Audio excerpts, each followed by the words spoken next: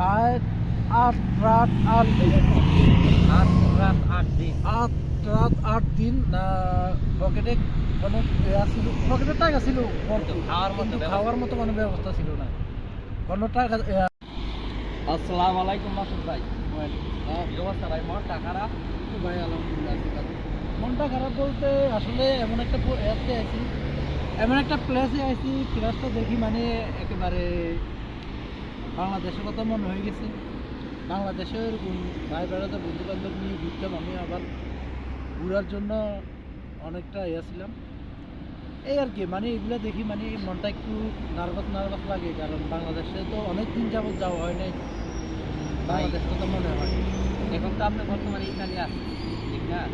তো ইতালি আসছেন কত মাস হয়েছে, আর ইতালি কিভাবে আসলেন একটু বিস্তারিত যদি বলতে পারতেন। আমার ইটালি আসার পিছনে অনেক লং টাইম। আচ্ছা, তাও বলি, আমি তো প্রথমত ছিলাম ওমানে, বুঝছো? তো ওমানে প্রায় 5-6 বছর ছিলাম। তো 2011 সালে আমি আসছিলাম। এরপরে মানে হঠাৎ এইরকম বন্ধু বান্ধবের সাথে কথাবার্তা বলতে বলতে ওরা বলছে নাকি ইতালিতে যাওয়া যায় কীভাবে। তো ব্যাস এমনি মানে হয়েছে, যা হোক কীভাবে যায় আমিও দেখবো। এরকম মানে একটা পরে প্রসেসের মাধ্যমে একটা দালালের সাথে কথা হলো। আপনি তো বাই রোডে আসছেন। হ্যাঁ, আমি তো বাইরে উঠে আসছি, দালালের সাথে কথা বলছি। তো দালালের সাথে কথা বলছি, ওইখান থেকে ইরান আসছিলাম সমুদ্র পথে 12 ঘন্টা বা 14 ঘন্টার মতো।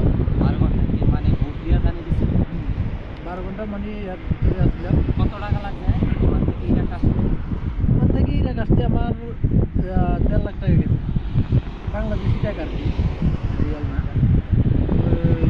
ইরানে আসি আমি, ইরানেও তোমার বিভিন্ন জার্নি করতে পাই, অনেক জার্নি হয়েছে। ইরানে তোমার যে গেম না, মানে একটা সেফ রুম থেকে আরেকটা সেফ রুমে নিচে। তো ওই সেফ রুমের ভিতরে যাওয়াটাই অনেক কষ্টকর। জীবনের মানে রিস্ক কিরকম? রিস্ক তো ভাই, রিস্ক বলতে হলে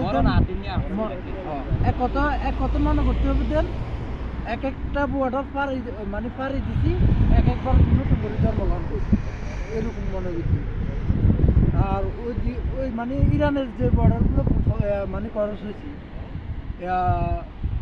এমন একটা তেহরান আইছি, মানে ওই যে গাড়ির ডিগি আছে না, যে এইসব যে গাড়িগুলো না, ওগুলোর যে ডিগি আছে না, ওই গাড়ির ডিগির ভিতরে করে আসছি। ডিগির ভিতরেও 4 জন, সিটে 8 জন, সামনে ড্রাইভারের সাথে 4 জন, তারপর পিছনে যে ডিগি বলে আর কি। হ্যাঁ, আমাদের ফ্যামিলির বাসা ডিগি বলে, তোমাদের দিঘি কি বলে তা তো জানি না।